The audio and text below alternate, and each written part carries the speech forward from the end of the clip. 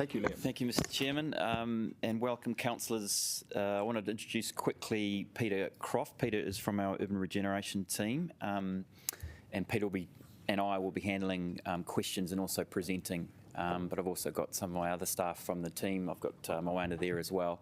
This is an update on work that started actually in the spatial plan.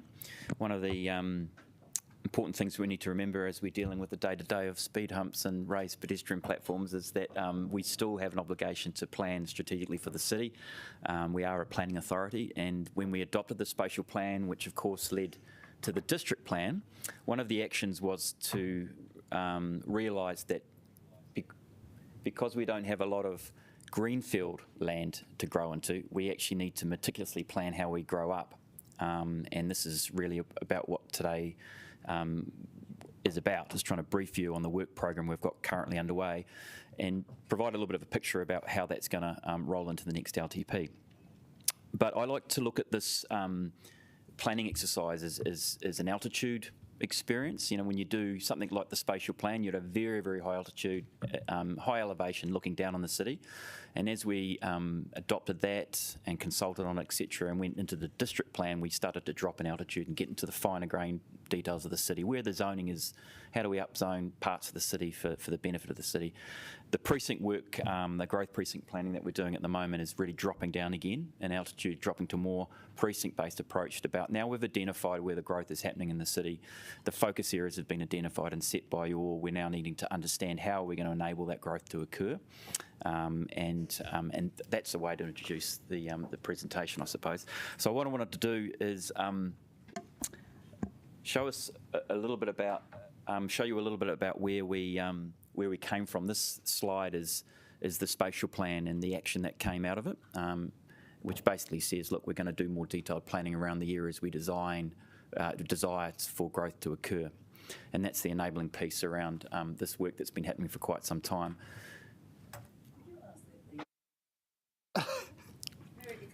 Very good. Yes, yes, we will. Okay. So what we've been doing, and this isn't a very simple space. It's very, very complicated, and we all know how complicated it is to run and design a city of this size and scale. But this diagram here really looks at trying to introduce the idea that we have a work program, and that we're moving towards the next long-term plan. We had a lot of conversations around the last long-term plan about it's a bit of catch-up, and infrastructure deficits are well understood in the city. But as we now have landed the spatial plan, the district plan, we need to go into the precinct and understand how do we enable these precincts that we've identified to grow as best they can, and how do we signal to the market that they're ready for development and ready for investment. So taking the bottom row there, you see the sort of linear work programs we've got running from 2024 to 2027, and indeed the next LTP shown there on the far right.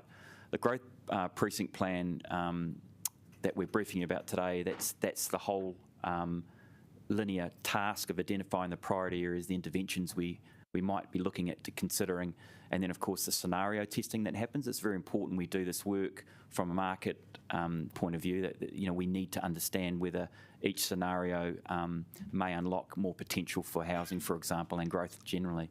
And of course at the end there we'll be hopefully resolving on some preferred outcomes. And I just want to acknowledge the front page in the DOM today was timely in the terms of the intervention this council's indicated through a notice of motion it'd like to do in Johnsonville, and we'll talk about that in a bit more detail.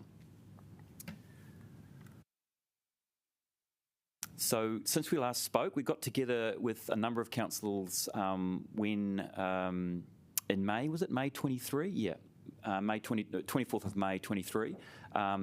We had Greater Wellington City Councillors involved in that as well, and we sat down and looked at some of the challenges the city faces when we look at precinct-based development.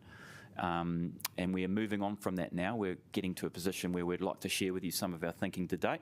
And we've got some lovely images we can show you as well. But first of all, I thought it was important that we talk about the ingredients for growth. We all know that pipes are very important. Wastewater, drinking water, absolutely critical, isn't it, to any city's success? But there are lots and lots of layers and lots of complications that need to go into this ingredients of making good places. So when we think about our growth precincts, we need to look at this, at all of the quadrants relating to that, and that's how we're going to place uses and activities within these areas, the comfort and image of it, and we know how important that relates to some of our challenges as a city at the moment. The comfort and image, for example, of Courtney Place and the feedback we get from the community. The access and linkages to places as well, always a huge consideration, and the sociability of places. And this is really about, how welcoming is it? Have we got the mix right? Have we got the lighting right? Have we got the design right? And all those things, it means that it's just not about building more houses. It's quite a scalpel approach to designing great places and great cities. So Vita talks sometimes about this idea of the ingredients of a cake. And you layer great places with lots and lots of ingredients. And you have to make sure you get the measure of those ingredients really well proportioned. These are all aspects to making great places. And when we're looking at the precinct work, we are going to look at all of these types of lenses, these opportunities, to make sure the ingredients to these precincts are the best they possibly can be to make them successful.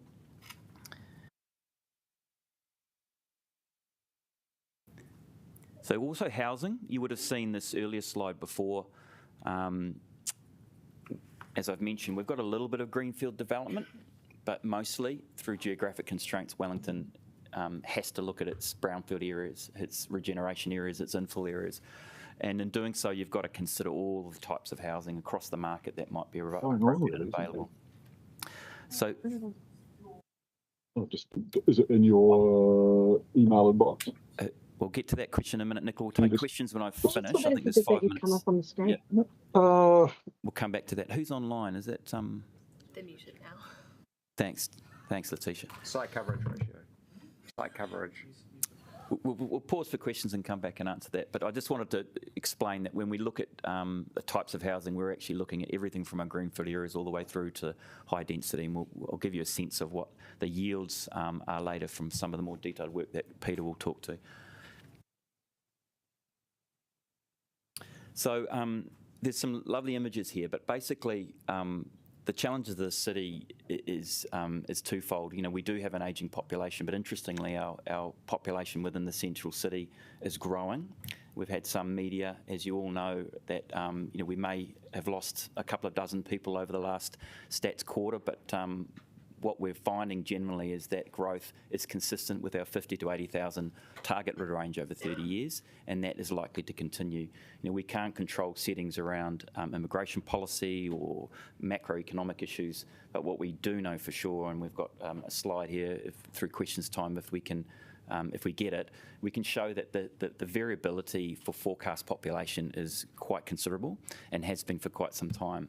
So we need to keep consistent with our earlier decision with the spatial plan that we have a growth range. We expect to grow at a minimum 50,000 over 30 years and a maximum 80 to 80,000 over 30 years. And that's the same forecast we're going to keep to use. Now, and we can talk about that later at question time.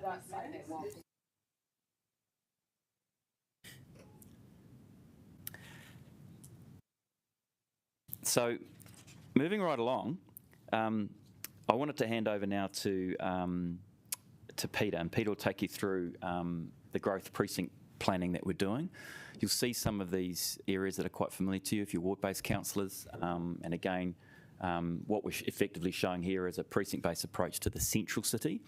And to the north, we have a Papatea growth opportunity, but importantly, right at the top is Johnsonville, as I said, subject to an article today, and south is our Kilbirnie. Now, those are our 2 metropolitan centres, and the central area is our focus areas for the central city. So we pause now for some questions. We can answer the density question of Nicola Young, and John's got a question, and so's Iona.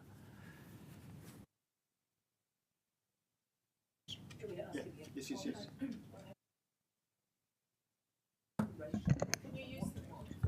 Use your microphone. So what is the ratio of what to what? It's a measure of density in terms of the total floor area versus the ratio between the floor area of the building and the size of the site. So the higher, So could the we more just go dense back to the slide which has one of those ratios so I can sort of see how it works? Yeah. So, for example, if you have a site that is 100 square metres and you have 200 square metres worth of floor area within the building that you've built, then you've got a 2:1 ratio. And it's a measure that the other measure is around dwellings per hectare, and dwellings can be multiple sizes, but in so mixed-use, dense urban environments, talking about the floor area versus the site area is more sort of inclusive, I guess, than just talking about dwellings per hectare. So with the Churton Park example, because I get it when you've... Yeah, so you've got a site, like a 100-metre site in Churton Park, That's a for huge example. site and a small house. And then this house is only 33 Okay, metres. thank you. So to use your example in Churton Park, councillor, that would have a floor area ratio of probably 0.3 or 0.5. 0.33. So 1/3 of the property or half of the property would be covered by a one-storey house, and that would create a ratio of that Excellent. number. Thank you. Very helpful. John? Yeah, just for my benefit, because I'm unsure how it fits in, but Churton Park wasn't on your design scape, but it's in here, and it is one of the biggest growth areas in Wellington, along with Granada. How's that? What, is there any plan around there, or what's your thoughts?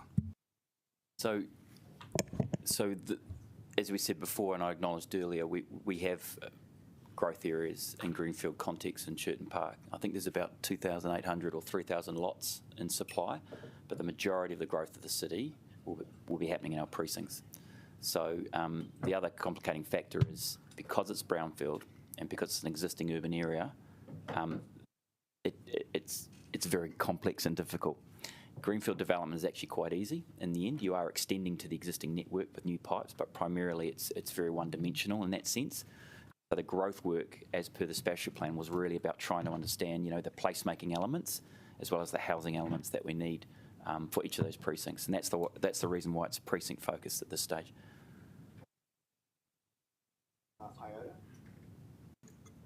Thanks. I've got 4 questions. Can I just ask 3 and then go back on the list?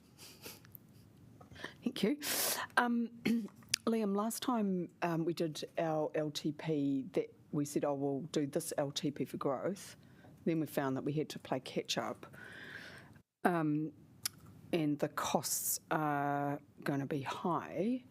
So I appreciate that we need to look at a variety of funding mechanisms, but will those literally be on the table? Because there is a point at which ratepayers will not be able to afford anymore. Yeah, I'll go through some of the tools in the second part of the presentation and touch on those. Yep. Actually, that's 2, so that's good. Also, I don't need to teach you to suck eggs. The growth agenda is kind of antithetical to the environmental agenda.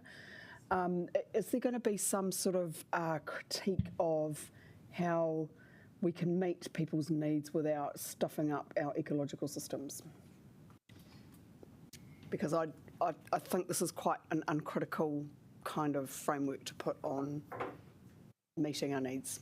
Yeah, I think the simplicity of denser environments make them also more efficient and better for the environment. We won't be extending our footprint as a city. We'll be going up, as I said before. I think there's all sorts of opportunities by going up outside of the place benefits I've been talking about, but primarily, we've got some pretty ambitious rules and regulations and standards in our district plan as well in regards to how we treat water, for example. So I think generally speaking, this council got on a very, very solid course for sustainable growth when it adopted the spatial plan. And you had those 4 options and you took on, we'll go up, not out. Okay, and from a city planning point of view, that is one of the most efficient ways to manage environmental impacts. It's a debate for another day, but yeah, I think we do need to pick that apart a bit. And just the last question, you made a positive comment about the story on the front page of the paper today, which I'm slightly horrified by. So can you just assure me that when you're providing advice about it's coming to council, that it will not be about buying land or telling property developers what to do? You'll just be giving some pretty neutral advice on what our rights are and what's affordable? Yeah, not. Cover that later, shall we? Well, I mean, look. Just to be clear, it was coincidental that the notice of motion was up, and it was in the paper yesterday because, as it turns out, we had a briefing on urban development today. So that was my point.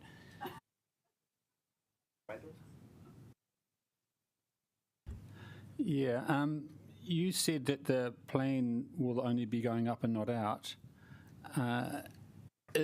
Can you explain the possible influence of the new GPS on urban planning that's planned to come out, where I understand the minister is going to have new rules that essentially will prohibit a fixed urban growth boundary, and are we still going to prohibit greenfields, developers applying for greenfields, for rural land to be converted to urban land on the urban fringe? I'll just say this, and I'll hand it over to Sean. Look, we're in a pretty interesting environment at the moment where planning philosophy and planning laws are changing quite rapidly. And, when the facts change, we change our mind. But at the moment, they've been signalled. We've certainly talked about it internally and about what the impacts might be. But, Sean, you might have a comment generally on about the mechanics of how this might unfold. So, until we have a bill or a policy statement from the minister before us, it's a bit hard to comment on specifics. However, in his press releases thus far, the minister has said that he will outlaw the use of linear urban boundaries. You don't have one of those. Technically, what we have is a buffer zone created by open space land, particularly around the western side of the city. So it's not like Auckland where you have a metropolitan urban limit. So if the minister was to simply outlaw metropolitan urban limits, those controls could stay. So again, it really does depend on the form of words the minister uses and the instrument he decides to use. Okay, thanks. I'll have to make sure the minister understands that about Wellington. Thanks. Can we move on to Peter's session now? Otherwise, we'll really run out of time. Thanks, Liam.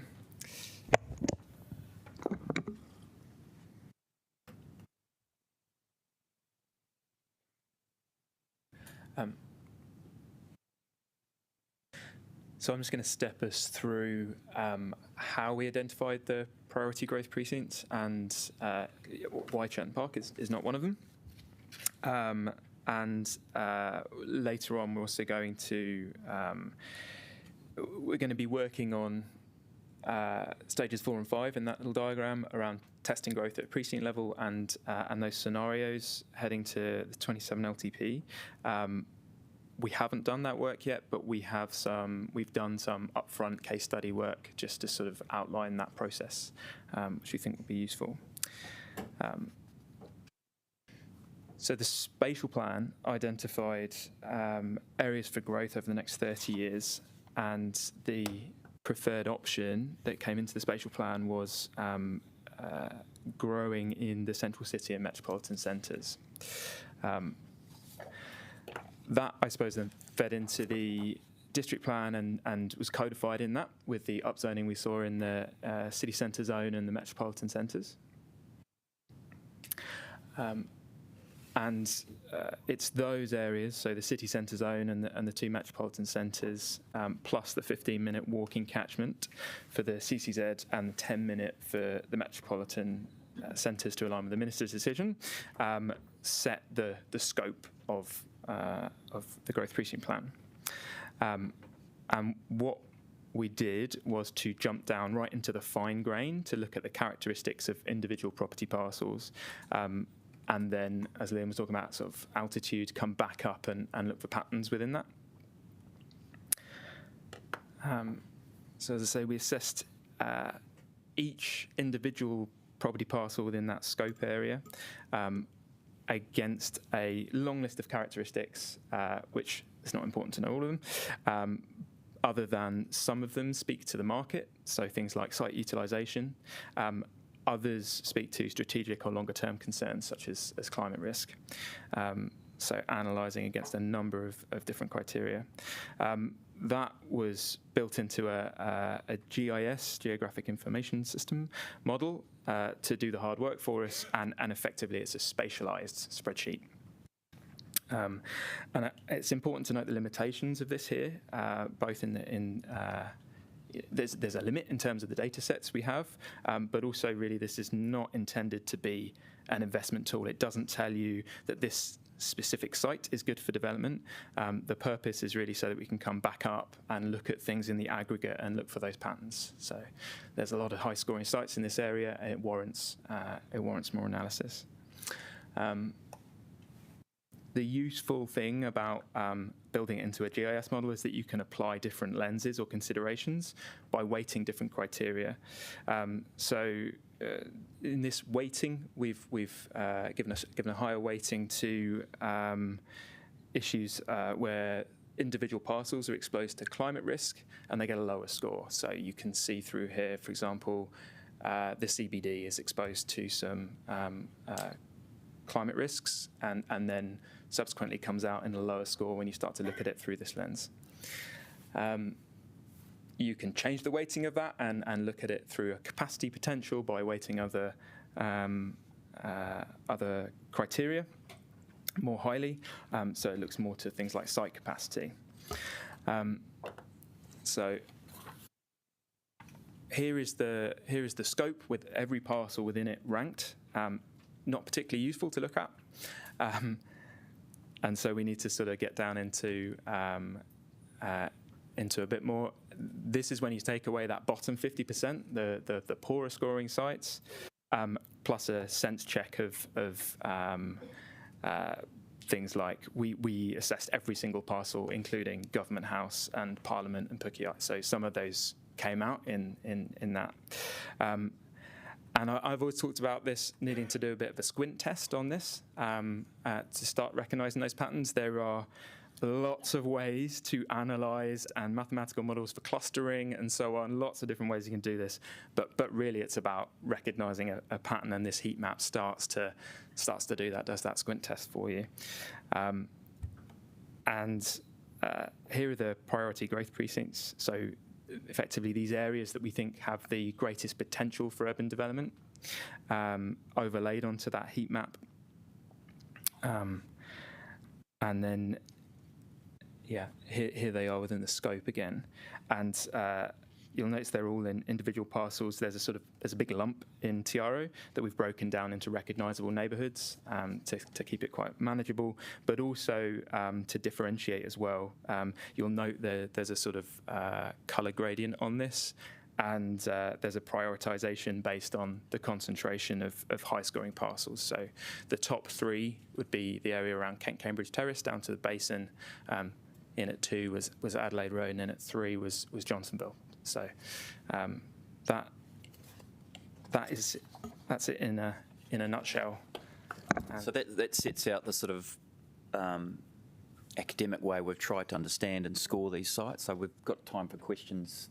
Any points of clarification about the methodology we've used? I'll ask the first question. In the Tikaiga presentation we received last week, we heard that by putting people into central Wellington, we were saving ourselves something like $12,000 in infrastructure costs versus Crofton Downs, using that as a counterfactual. So, but what was more important to you, the people's willingness to pay big bucks per square metre to live in an area, which was, I noticed that was part of Sean's economic analysis under the district plan, or the cost to us? Did both of those factors get factored in, or was it mostly what people were willing to pay, or mostly what we were going to have to incur depending on where people went to live? So from memory, the model does not consider sales prices. It does look at things like capital value and improvement value and site utilisation, i.e. it identifies sites that have poor utilisation for, and so not so much to say people will pay a lot to live here, but to say currently this site is it's a fairly dumb dumb model. It doesn't tell you the site is great. Isn't that a problem? Sorry if I'm debating that, but but I mean, for instance, in the analysis that Sean had, for instance, how we had some councillors voted in favour of densification around Johnsonville, but actually the economic analysis indicated that people wouldn't pay for apartments in Johnsonville, so it seemed a bit pointless. I mean, so you could have a densification area, but if people aren't going to pay the bucks to live there because it's cost $10,000 a square metre to build, it's just not going to happen. Yeah, totally. We've skipped ahead a bit in some of these scenarios, but that's absolutely that market analysis and a lot really around the sensitivity testing of that is going to be key to this program, understanding where that step change is, whether that be land values or construction values that would flip the switch to make things viable. So short answer is we haven't got there yet, but that's part of the program to understand that. Can I just add another piece to that, is that in the Wellington context, at the moment we don't have a lot of options that people know, and so a lot of this type of living form is not well known in Wellington yet, but is well known other places in the world. So all of those assumptions, they are based on what people currently live in and know, and when people say they want X, Y and Z, they're considering what they currently have options of. So that missing middle, which we talked about last May, of apartments or denser living for people, families and other, that sort of in between the students and people downsizing and wanting to come into the city, that doesn't really exist as a living form in Wellington currently, but there is huge opportunity to grow that sector of the market. Thank you. Councillor Rogers first, and then. Yeah, I guess my question was in particular around the clustering, and perhaps I need to, reorient how I'm thinking in terms of the scope of it, how big these precincts are. But I guess my hearing of the word precinct, I assumed that the clustering would be tighter and it would be smaller clusterings than what was on the screen there. So I was wondering, how much of that is mathematically modelled in terms of the values that were provided to sites, and how much sort of then the higher level spatial aspect comes in terms of what changes we can make within that clustering that are logical to those sites. Yeah, so certainly there was the analysis of that clustering, which you can break it down into really small areas or go really big, and we played around with that a bit, but ultimately those areas are defined by a kind of real world understanding of excuse me, a statistical analysis of it might show these sites over here, but functionally they're in a completely different area and they're over that road. Let's draw the line down the road. So there is that kind of sense check level of we'll show you some examples in a minute. Yeah. Thanks for that. You didn't put Cuba Street at the top of your list of priorities, but I was just wondering if you could talk further about where you saw the development opportunities. So not Cuba Street itself, it's just been given the name Cuba Street as the most recognisable area, but the plots back from Cuba Street were coming up fairly highly in this analysis. So not the heritage area, which automatically gets very low ratings. Well, I mean, it is possible if there's that amazing apartment building in Cuba Street, which I think is a really good example. You do a few more, but the next question I just had was around costs, which I'm always interested in, and costs in a broad sense. So when we're talking, we're not just talking about the money, we're talking about the ecological costs or the opportunity costs as well. So have you got a broad definition of that? There is a slide later about the relative costs of accommodating growth in denser urban areas or in greenfields areas. Perhaps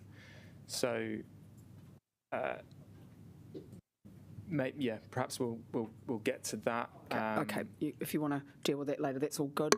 And just the other question I had is all good around Kent and Cambridge, but there is lots of flooding issues around there. Yep. So again, that sort of comes back to costs, but just how that's mitigated then. Yep. So what's your view on that? So as I say, in the modelling at the moment, we're looking at things like constraints, like a risk. It doesn't then tell you what the answer is. but that is something that would be a consideration within this. Things will inevitably fall out, and things will come in as you work into this. You know, there is an intractable problem over here. It's just not going to get a return on investment to enable more development in this area, or actually it's much more cost effective to fix these two pipes and unlock all of this development. You know, that this is a first step. So it doesn't have the answers.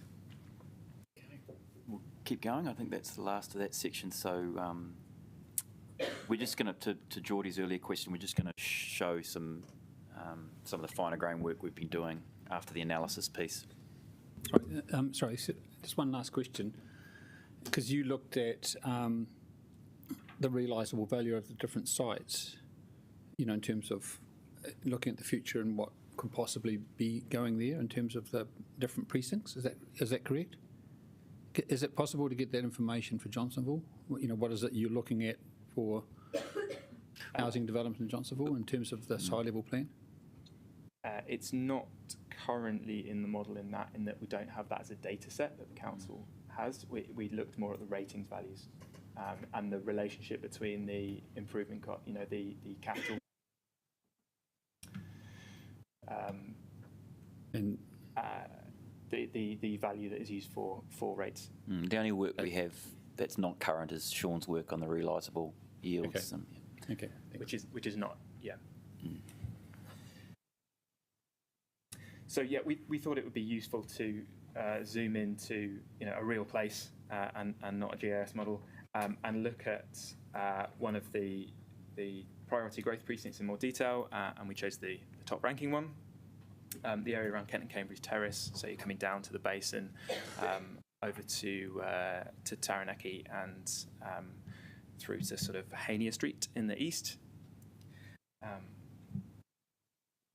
and just a note on the residential development over the last 30 years. So Tiara as a whole hit a sort of population low in the late 80s and 90s, and it's been growing since. And we can see the number of new development. We can see that reflected in the number of new developments that have been built from the 2000s onwards. And obviously, to note that that distribution of development is very much in the northwest. There, it's sort of pushing through,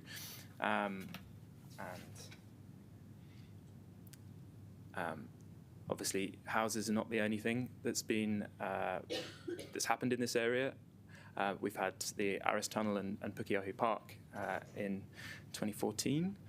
If I'm wrong, and I think it's interesting to note. I just wanted to pull out one sort of future development, and that's One Tasman, which is a Willis Bond development that's coming through, and really just to highlight that this is called One Tasman Pukeahu Park, and you go through all of their marketing material, and it makes reference again and again to living by a park. And it's interesting, not so much because there's a development by a new park, but because it's kind of broken that invisible barrier that's at the base in terms of that higher density development.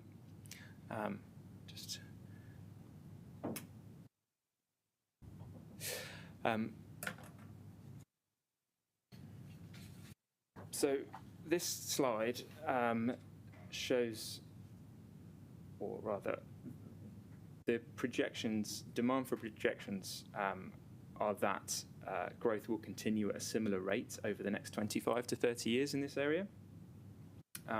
And this modelling shows what that growth in households would look like in built form. I think it's important to caveat at this point, from now on, we're going to be looking into the future a bit, and that requires a level of speculation. An example would be the site pointer, would be the Te Papa Archive site at the top of Tory Street in Pukeahu Park. It scores highly in the analysis, and Te Papa said that they're going to move the archives to a new site in 2027. So a mixture of modelling and professional judgment, it would be reasonable to assume that in the next 20 years that this site might come forward for development. That's not to say we have spoken to Te Papa and know their business plans or any of these sites. So yeah, just as a sort of a caveat there, I think whether it is these individual sites that come forward as we've modelled, or whether it's the site next door is not particularly relevant in this. We've called this scenario business as usual, just, what is the projection saying? But I think business as usual is actually quite different it's very different to do nothing.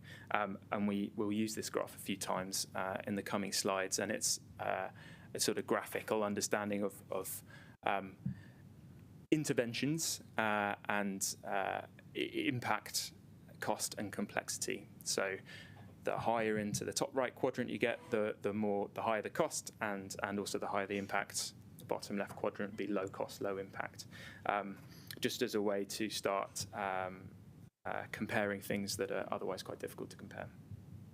But yeah, just to note the number of things that would need to happen for this projection. There's some big infrastructure investments. For example, Wellington Water have plans to do some big stormwater upgrades on through Kent Cambridge and so on. So, and yeah, this is just a graph of that latest demand projections that we have for this specific area, and were illustrated a couple of slides ago, and not I think it's worth noting that the projections are in part a function of what's happened before. We see that growth continues in more or less the same level that it has been doing,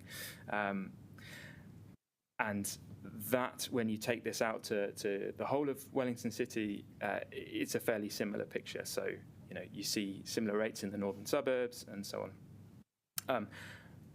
Something to think about with this is that there is that investment required to accommodate the growth. And with these demand projection models, that investment needs to happen everywhere to accommodate that growth. You can't drop the ball anywhere. So it's kind of everything everywhere all at once, and spread. So I guess the spatial plan envisaged a high growth in the city centre, and we can sort of unpack what the benefits of that might be. And we identified this area as this growth precinct as having the highest urban development potential through that modelling, and talk about demand for housing. And we should recognise as well that demand is mobile and can be affected by constraints. There's not enough infrastructure here. There's not enough land, but also opportunities. Liam was talking to the ingredients for a better neighbourhood. So what are the benefits of the growth precincts, these areas that we think have high potential? What's the benefits of them overperforming over their demand projections? And really it's about releasing pressure on other areas so that everything everywhere all at once doesn't have to happen. And here to the cost slide that we promised earlier, the other benefit being that it is cheaper. Greater Wellington commissioned this report from Sense Partners recently on how the costs of water and transport infrastructure relate to housing density. To note for them that this was a proof of concept model, but the conclusions are fairly clear. That accommodating population growth is better value in higher density areas. It will cost you more to develop to accommodate growth in Riverstone terraces by several times than it would, and we see at the bottom there where we've highlighted the area that relates most closely to the priority growth precinct, which is Vivian East as a statistical area. So I think what we're trying to show here is that as the city grows, we actually need to do some quite academic, fine-grained work around how we grow, because we want to maximise our limited amount of resources from a financial point of view to deliver the infrastructure we need to grow. So we've gone through and adopted quite a detailed methodology in trying to make sure that when we do invest, and we take investments decisions to you in the next LTP, that we've got quite a rigorous process behind it to ensure that you're making the best possible decision, basically. There's all sorts of push and pulls along the way, I'm sure, whether it's labour cost of materials or certain developers moving in certain areas, or even, the minister, refining exactly what going growth looks like. But I suppose what you need to be sure of is that we're quite meticulous in understanding where that best investment is put.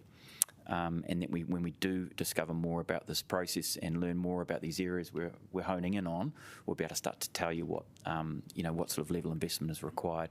I just want to take you now to the next stage of the presentation. It's really about the toolbox. We had a couple of questions already about this, and indeed, the article today was really about the toolbox that we have available to us as a local government entity under our various acts to intervene, because while we can do the planning and get the analysis right, and on the balance of opinions and views, we can make a recommendation to you. We also probably need to do other things that are less material and are less tangible than things like understanding where a main needs to be upgraded to lift several thousand homes as a result.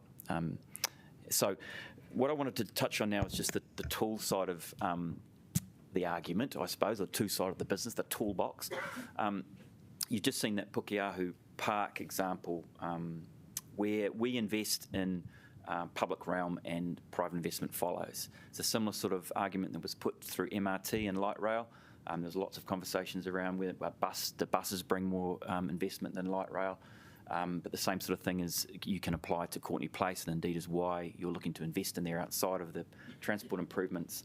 The argument there is it needs a bit of a rejig. It needs to be encouraged to grow more, and we need to encourage investment.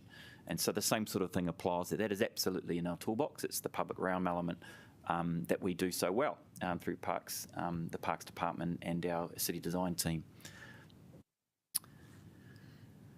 So new public spaces, connections, laneway program, we're already doing this. It's in our toolbox and we do it quite well. And we've seen some great outcomes from that regard. Swan and Garrett, along Glover Park there. We've talked about planning instruments. We do actually have this thing called designations available to us, whether it's for transport or other things, but generally transport for us.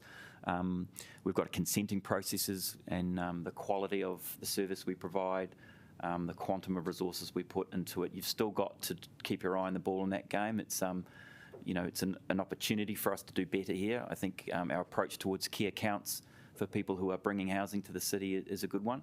Triaging pre-applications, making sure that people have the right advice at the right time. The two bits of feedback, as I mentioned to councillors from our developer Hui last year and early this year, is that they want certainty and they want consistency in advice. That's primarily what they want. They don't care if it's 12 months out, as long as we stick to the 12-month time frame, because they can plan accordingly.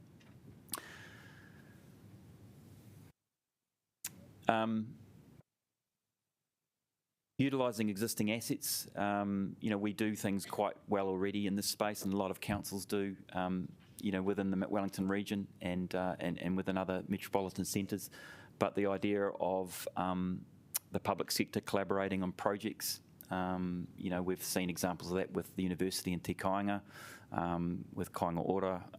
We continue to do that, and that's a tool we use and utilise often.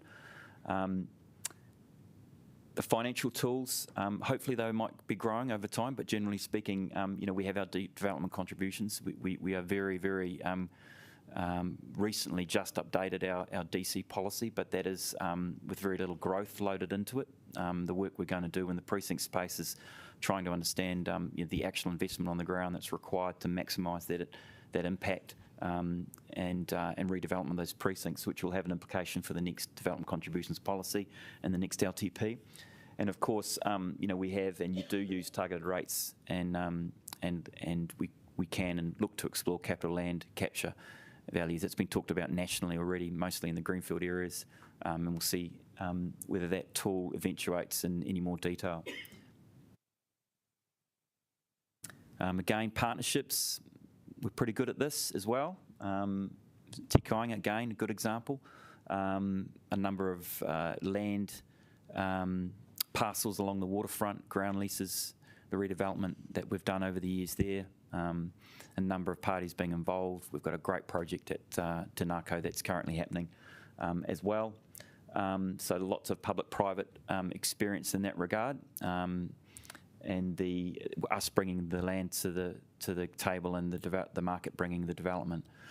And of course the community housing sector and our move with Te Toi Mahana and other community housing providers, the Owen Street sale as an example, all collaborating closely with those sectors to make sure we get the uplift we want.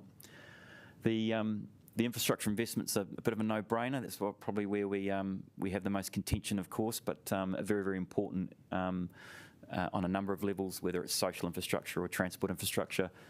It's something that when we do this precinct-based work, as I talked about the ingredients to the cake and the layers of investment and the lenses we need to use when we look at these opportunities for growth in the city.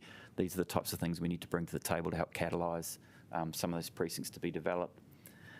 And the final slide on this point before we take a couple of questions is a more aggressive approach, using our statutory instruments, whether it's the Public Works Act or the Urban Development Act, and where we actually get involved in actively acquiring land to stimulate growth and catalyse urban development. So this is a tool that's not infrequently used. It's kind of commonly understood anyway. There is a review or certainly a conversation happening around the Public Works Act in central government. We hope to be part of that sometime in the future. But that's something that when you look at trying to maximise your impact, you can get quite aggressive at, and you have tools to do so. Coordination, we already have a great team, City Development, Phil Becker's Development Coordination Unit and Development Facilitation, as I said before, whether it's our consenting side or our Development Facilitation Unit's approach to the city. That's something that we do quite well as we triage some of the major developments that rock in and knock on our door and say, hey, we'd like to talk about relocating to Wellington. We've got a service that is there already. And then on the legislative side, the corridor manager role we have. So we do have a function where we can ask specific utilities to do things a certain way when we need to. And that helps herd the utility providers, whether it's power or otherwise, down a direction that might help benefit from some of our growth initiatives. So we've got one more section here that Peter will deal with later, but we can pause now for questions in terms of the toolbox available to us.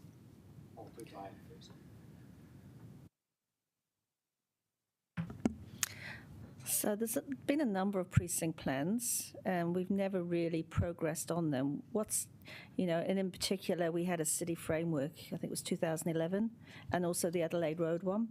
So what's different? I'd probably take you back to that, Councillor Calvert, that slide showing the sort of programs of work in the table from now to the next LTP. I think what's different is that we're looking at a more integrated approach to how we build our next LTP from a growth perspective. I think what I've seen, certainly in my past career and other jobs, and perhaps the symptoms here at Wellington City, is that once these plans are produced, you go through a community exercise with certain aspects of the community who will build this plan together, a plan done by them. The execution of the plan is left, to the LTP. And I think that's probably where that second slide from the presentation, and this will be available to everyone afterwards, is trying to pull all of those strands together to ensure that any recommendations falling out of these precinct plans are up for debate for the next LTP. And as I said before, hopefully with some rigour, both academic and otherwise, around why we've made those selections and those recommendations to you. But that would be my perspective. Okay. If it was an upcoming notice of motion that was looking around toolbox items, perhaps in Johnsonville. But if that work was to be going through, is there the possibility that the officers are also able to think about how those toolbox options can apply to these precincts as well? Just sort of seeing a two birds, one stone opportunity here. That's right, Councillor. So that's the intention. This council has looked at the UDA before, and we also provided some advice to the Let's Get Wellington Moving program on urban development, which we can circulate, if you like, which is effectively our summary of the toolboxes, mostly from the more proactive approach for redevelopment. But if we're required to report on a paper, we'll be bringing those examples back to you and referencing them.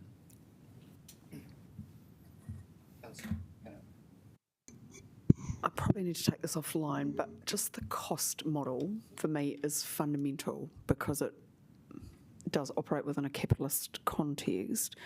Are you able to show how you've done that modelling and how you've defined a cost?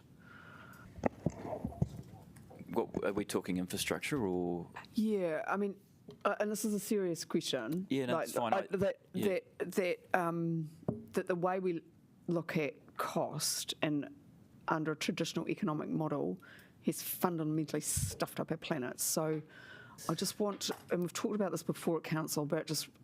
But Iona, can I just reference you back to the Te Kāinga paper we received last week from Paul McCrory?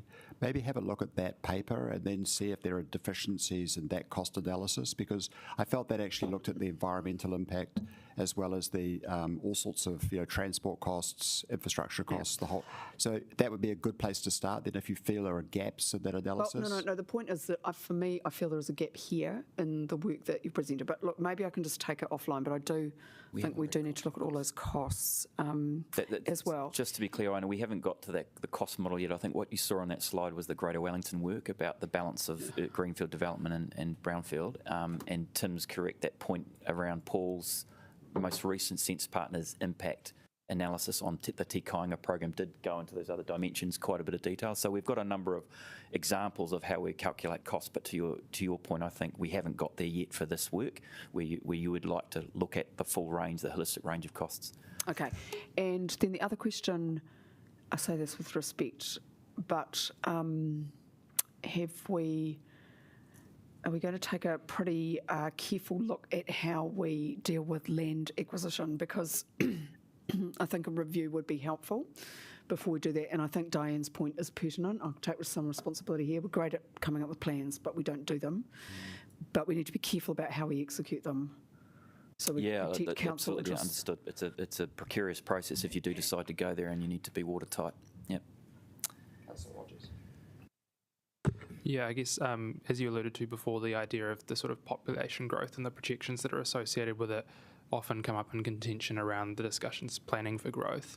I was wondering, there's been, I guess, some discussion that I've seen amongst sort of urban economic communities around whether we should be using population forecasts as a tool for planning for growth, or whether the extent to which we plan for growth determines the population growth that then occurs as a result of that. So I was wondering, how do we disconnect those two things? Lead and lag. Yeah. Great question. Build and they will come. I think who said that? The Romans. Yeah. There is a bit of this.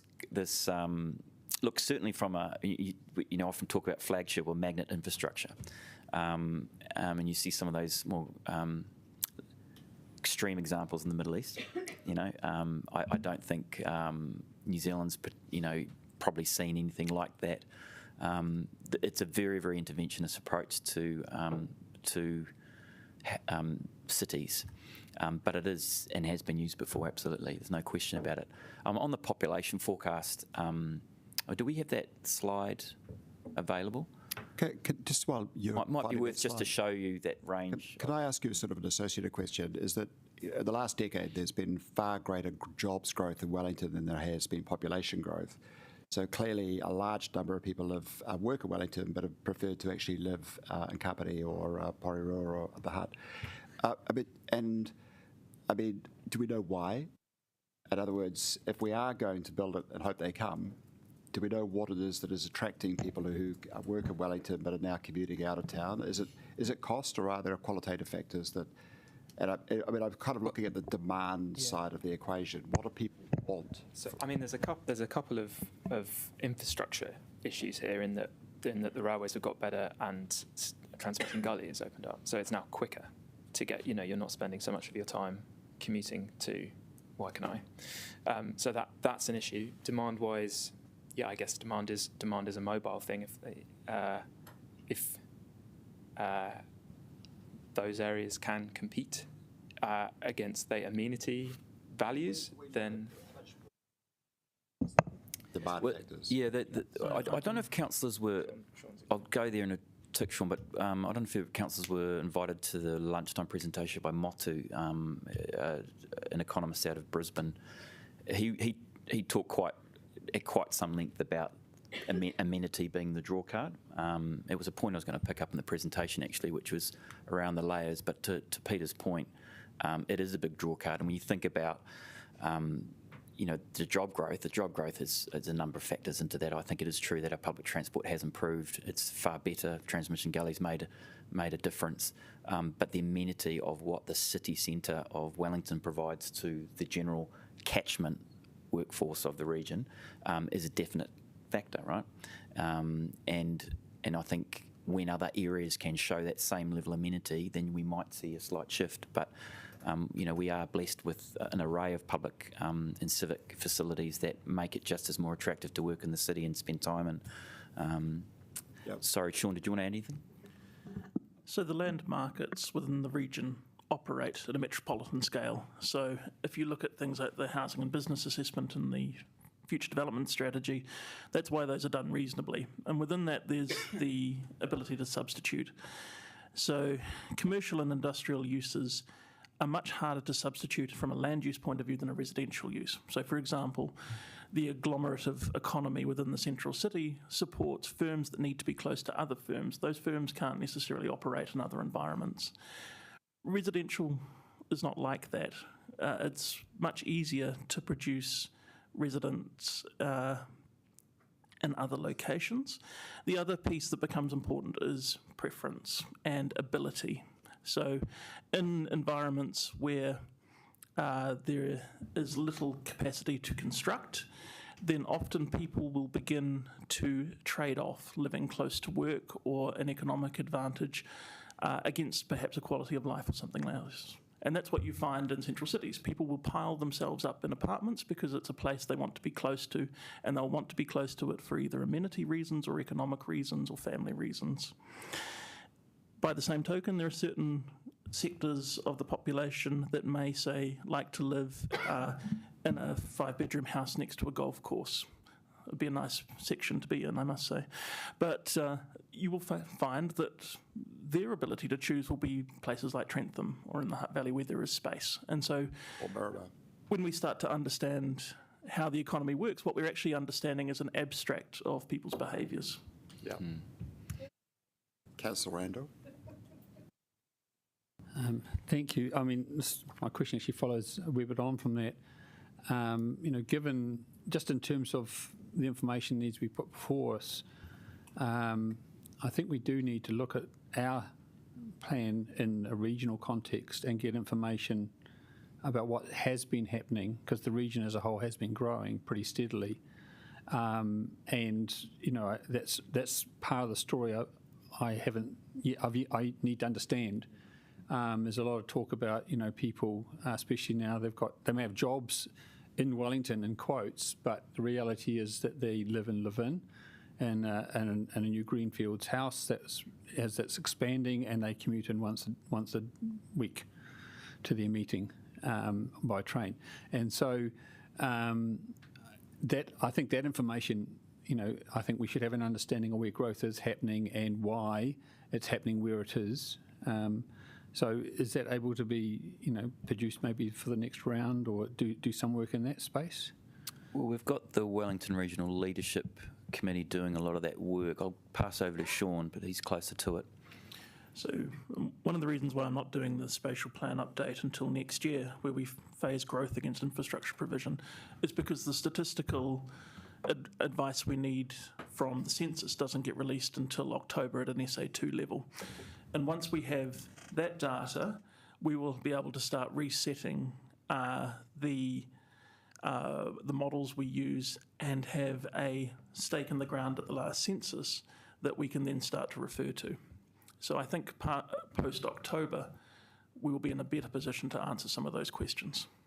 Yes, because understanding the factors that are come together to enable growth in the region, and then whether they are missing from Wellington City, I think is critical. I mean, we can, you're right about amenity, but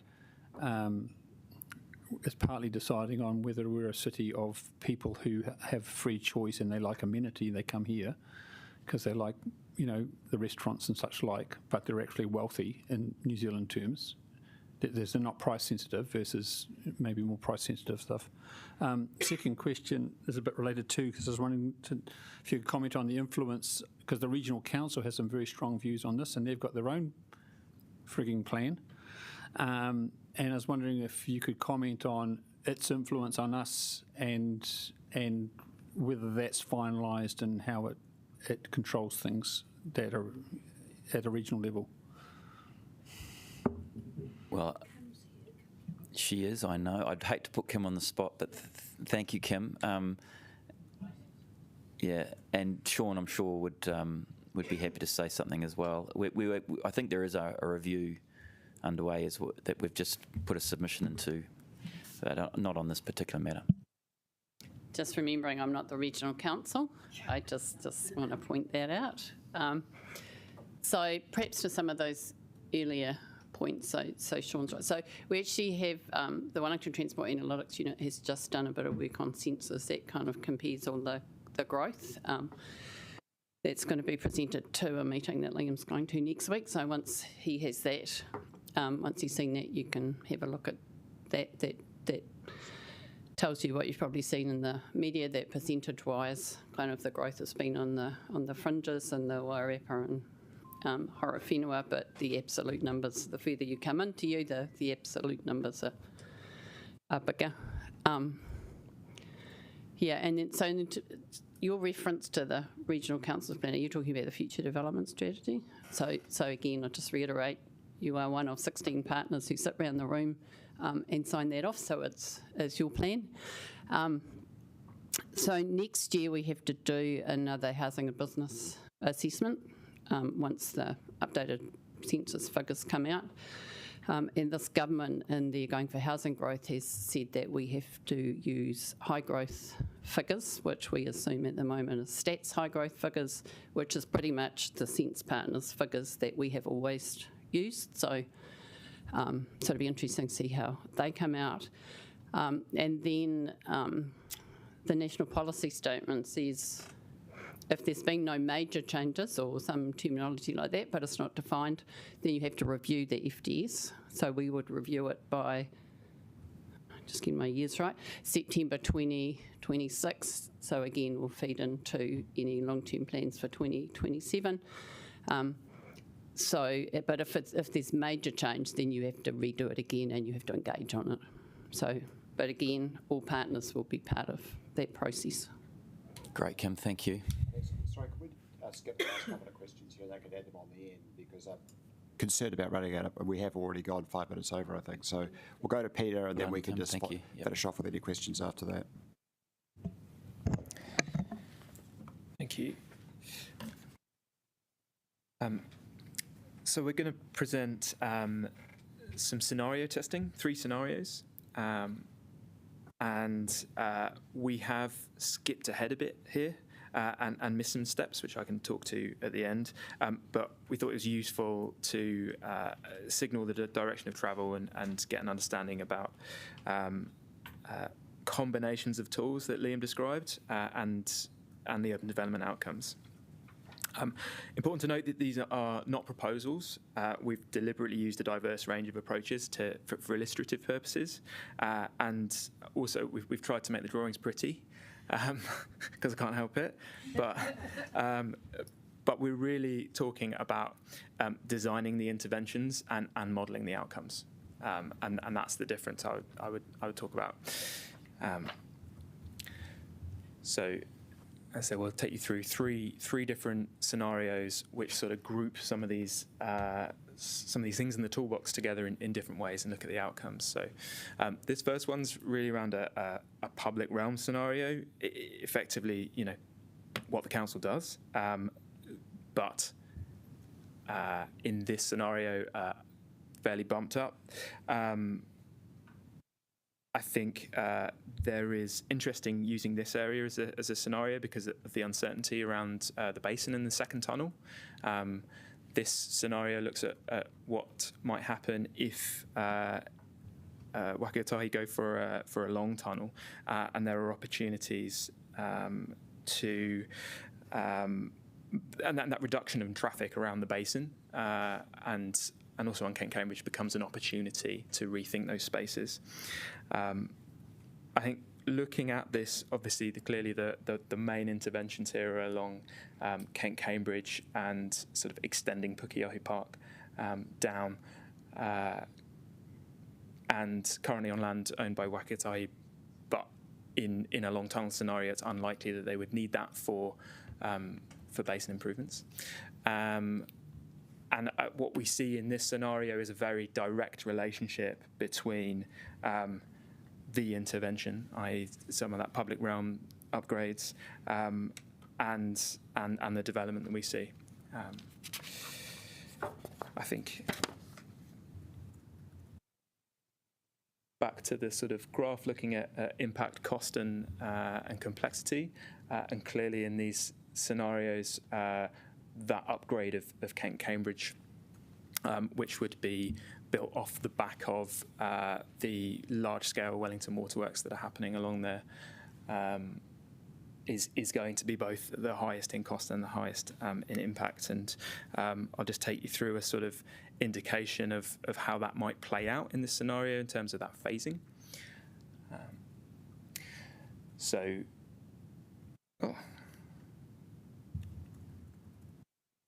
Skipped ahead, sorry.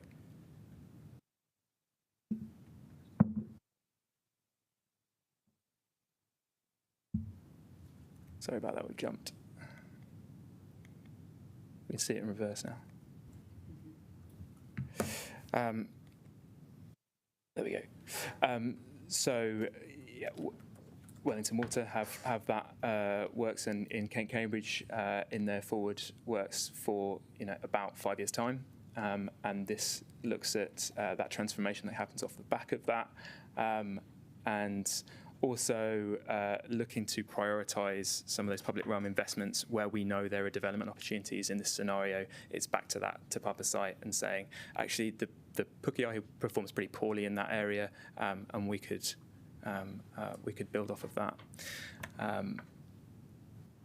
Following on from that, we'll start to see that development closely aligned with those public realm upgrades on Kent Cambridge Terrace, that partnership approach with the public sector, and Mount Cook School will be at its limit if you significantly increase the population. So making sure that there's an alignment there with being able to expand that,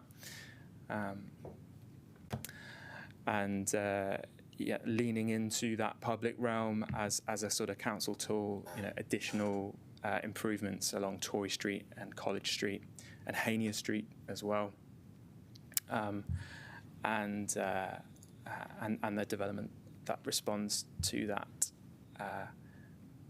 finally sort of filling in those intermediate ones where you start to see a land value uplift that comes with that change in the neighbourhood and the characteristics of that area. So in terms of how that tracks against the demand projections that we were looking at earlier, you see that there's a bit of a lag in terms of the response to some of those public realm works, but really the public realm, the response is at its greatest when it's shiny and new, before it beds in as just it's part of the place.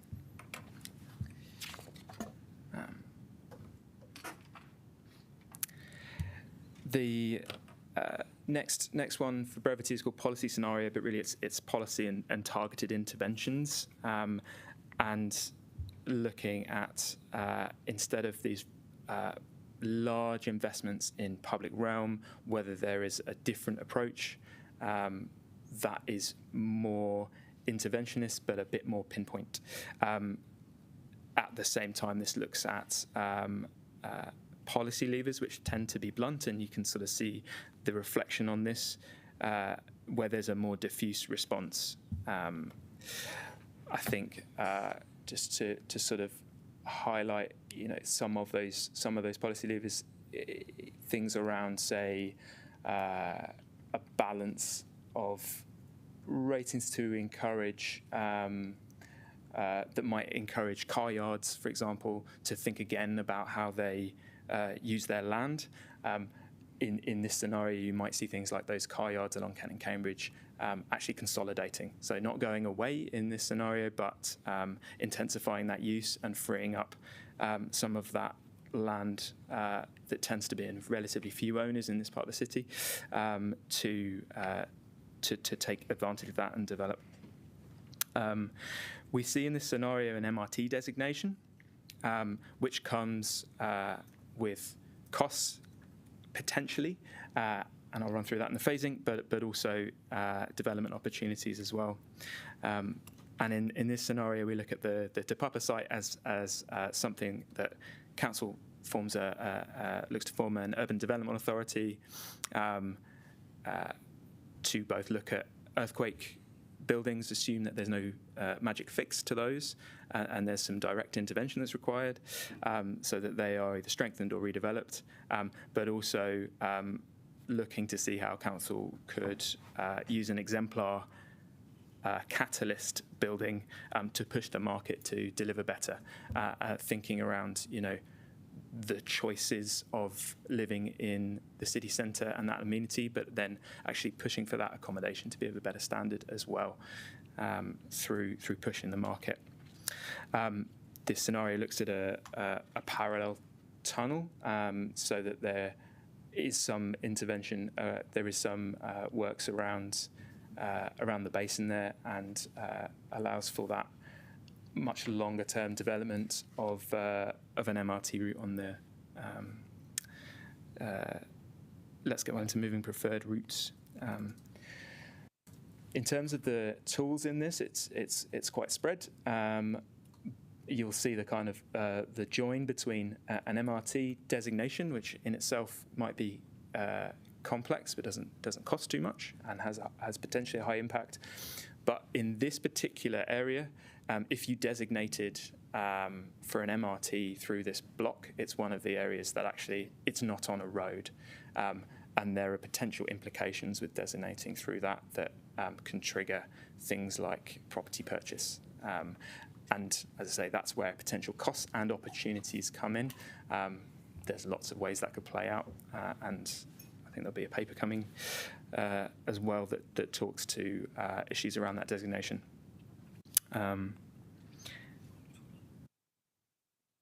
Yep.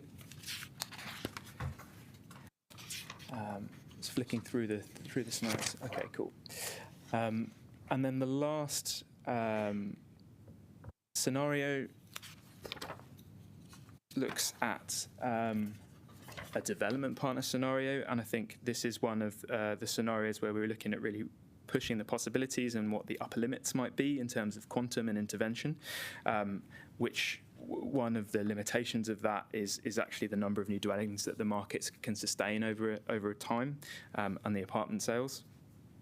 And this scenario is the most yields the highest growth.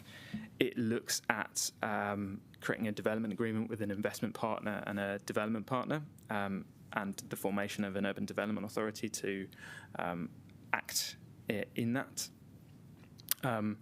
It looks at issues around compulsory purchase, which I think we should also note is that the intention is never to use those powers, but actually in a willing seller, willing buyer, you'll have better market outcomes because you don't have the cost of going through that process.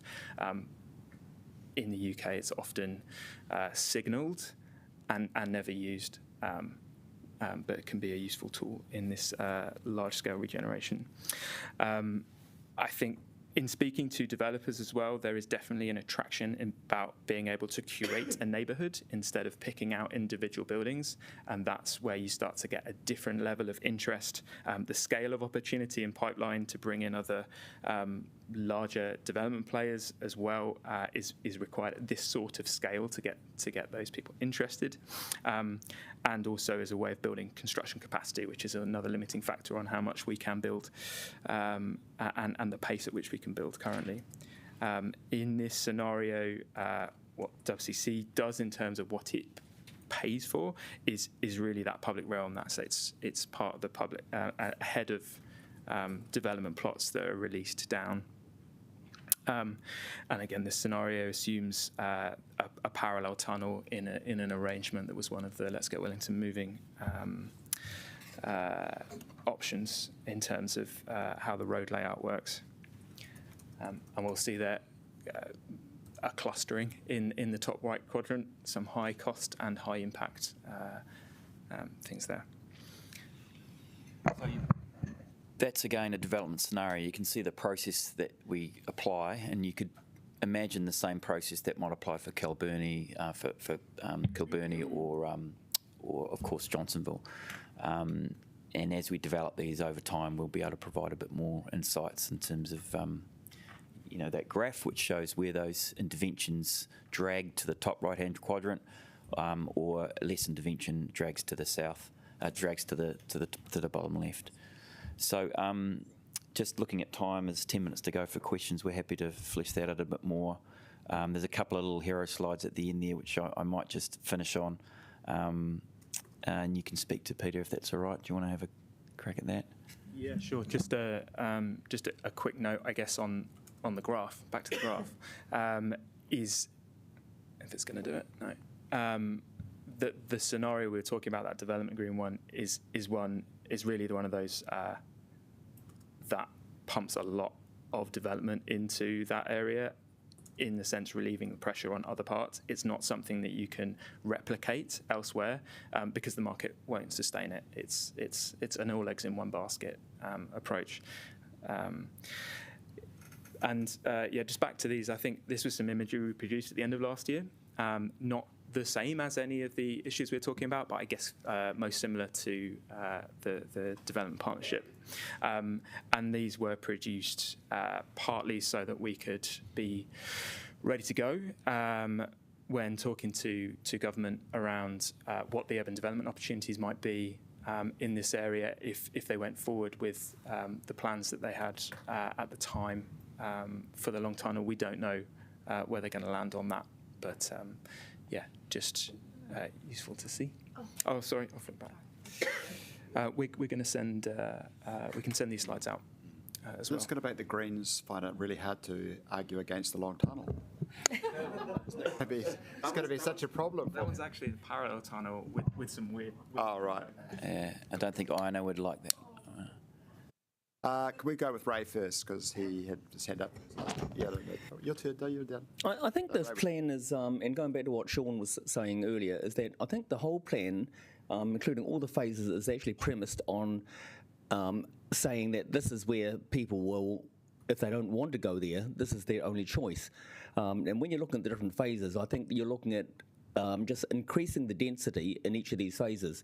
Whereas it was mentioned about people moving up to Kapiti and or up to these other areas, and so we don't seem to be looking at why they're actually moving up there. Now, it could be, and I think that this is probably quite a conceivable reason, is that they don't want to live in such high density, and so they want more space around them, and so that's why they're actually moving out of Wellington. But we're not offering them these choices here. In this plan, we're not saying, we started off at the beginning of the presentation with green fields and green areas, but in fact, we're actually doing the opposite. We're actually making it very congested in the CBD, in these areas, the areas that we've highlighted. And even if you actually take this plan and say apply it in Kilburnie or Johnsonville or something, it's still giving very, very high density. And so we're not catering for the options that people may want. We're telling them where they should live and what they should do. I don't think that's a question, but thank you, Ray. I'd just take you back to that comment we made earlier about we're in a regional housing market, not a citywide one. So, Iona. How can you get sustainability if you build roads? Like, that is like one of the Is that a worst things. rhetorical question? No, I want to know how. No, you're not an officer. No, so I mean, if there's so many problems with that, so how can you justify it? And this is why I still think you're on a green growth kind of trajectory, which is problematic. Roads. So I think it was taking some external assumptions in the scenario. So these aren't necessarily proposals. This was just sort of playing out some of these scenarios in terms of what the outcomes of applying some of these tools might be. But we are taking some external things as given. So it's your fault. The tunnel. Okay, this is a challenge to think. Thank you. Councillor Randall. You sure? Okay, you've had your turn. Okay. No. Yeah, I'm just. Is it a bit provocative to say, build, baby, build as a paraphrase? But anyway, my other two questions really are back to the earlier section. And it's really more about, again, getting the wider learnings. And are we getting the wider learnings? I know. So my question is, we come up with this plan, and you always, have to have a plan. 100% support a plan. People can't coordinate their feedback without having something, a target to aim for. And, I guess it's partly also that political thing of trying to get both sides yelling at you at an even volume, and then you're probably in the middle, in the right sort of zone. Okay. However, I'm wondering how us as councillors and officers are going to take feedback from the wide range of stakeholders that both support and maybe are sceptical about this plan, and how do we make sure that we're getting all the voices and the right weights for it. The reason I ask is going back to District Plan Change 72 in Johnsonville, which was the first high density housing zone district plan change that was really targeted. At the time, I know that there was a professional valuer came along and said this is simply not going to work. The affordabilities, the costs structure was wrong, and put that forward. And in retrospect, I think he was probably more right than what the council was. So I just want to know that we're getting those voices, and how are we going to find them out what they say. So quick refresh. We've just been through a district plan process, and that confirmed a direction of travel, very, very high level direction of travel that was set when we asked that question through the spatial plan. And, there's a number of models and scenarios we put to the community there, and that it was a consolidate scenario, I think, which is where we are today. This isn't necessarily going to inform or provide feedback for the community to change that direction. What will probably be an opportunity is when the spatial plan is updated, Sean, but I'll let you cover that. Anything else to add? Yeah, so there's two quite complex processes interacting here. So with the decisions on the district plan, they will be delivered, the last decisions will be delivered from commissioners early next year, then they'll be voted on by the council.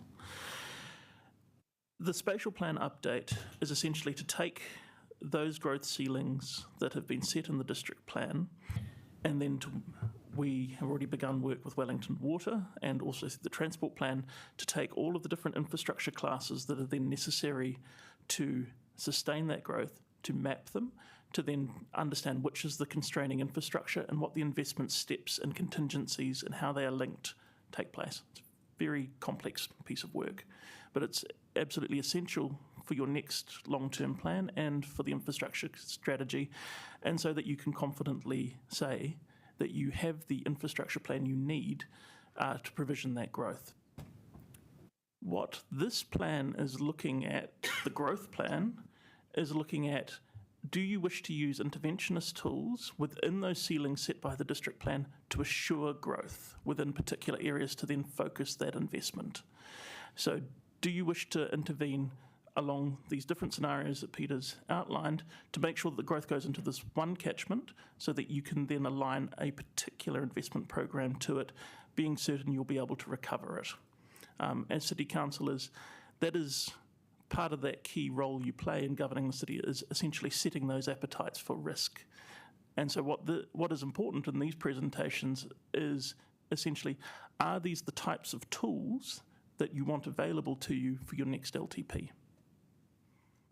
Brilliantly summed up, Yeah, that was a Mr. great Chairman. answer, I won't bother, but Unfortunately, it wasn't the answer for the question. I'm just looking at time. Sorry, I thought I was doing well too. I can come back. No, it's just really how do we hear about the sceptical voices when we are proposing these things? Yeah. And lastly, just in terms of, please, can we keep on learning from the past? Are we ever going to review the impact of District Plan Change 72? Oh, in terms of whether it had an impact or not? Or whether it met its objectives? Yeah. I don't currently have a budget or a project for that. So if that's... We can have a chat about that, Tony, and I can, there might be a way we can fit it into a work program, but yeah, indeed, yep. Councillor Calvert. Yeah, so you did say the diagrams were drawn last year before this discussion about the second tunnel. So I'm just conscious about doing work at the moment on stuff that we don't know, and whether. So I'm just a little bit concerned because we've got tight resources, and knowing that information is going to come out from the government at some point. I don't know what it's going to be. I don't know whether they're going to accept it or not. But I'm just concerned about potential rework. And the second point is, and you might want to think about this more so than addressing it right now, is the social license of the city to go ahead with this at the moment, because it's pretty diagrams, pretty drawings, and we've seen them all. And at the moment, the public's trust and confidence in this council is not at the highest level it's been. So, it's 20% satisfaction rating, decision making. But anyway, look, I'm just saying is I don't think we've got a strong social license at the moment, and I just want to know how officers are going to factor that in when moving this forward. Got an answer to that one? Do I have to answer that one? I think Diane was just making the points. Yeah. Understood. I think what's important. I'll just take people back to. Hey, we've got a strategic planning team. Their job is to plan strategically, so that's what they're there to do. That would be my only comment. Thanks. I'm sure you'll be taking on account the social licence or lack thereof. Deputy Mayor. I'm really keen to understand more about the timeline and next steps and how we'll roll through this. And then just a question on the UDA, just what will be the trigger points for that? And probably just around next steps. Thank you. Sorry, just before we answer that one, then let's just make Geordie's the last question, then you can go back to answer that, because I think Laurie's is probably the right last question. So, Geordie, if you want to do Geordie's first, then Laurie's. I'm very happy for expediency just to take it offline. You don't want a question? I can just use my emails. It's fine. Okay. This is last question. Yeah, so in terms of process, we are, if you can't read that, on the left-hand side, 7th of August workshops where we are. We intend to, I said when we were doing the scenarios, we missed a bit, and that was the previous diagram, some work that we need to do before we can really consider these scenarios in detail. But the intention is to come back to committee at the end of the year with a paper and to do some workshops before that. We haven't really spoken about outcomes in terms of what councillors want to see as well. So there's an opportunity to, beyond sort of, housing numbers, to talk about that and have that as part of the brief. But ultimately, the kind of the output is working towards something. We'll finish most of this work middle of next year, but to bring that for preferred options in early 2026, with the intention that it then goes into the LTP machine. It's not intended to be a master plan or a vision document. It's around options. Do you want to do A, B, or C, or nothing? And in what order? And here's information to inform that decision-making process. Great. Thank you very much, everyone. Thank you. Thanks, Liam. Thanks, Peter.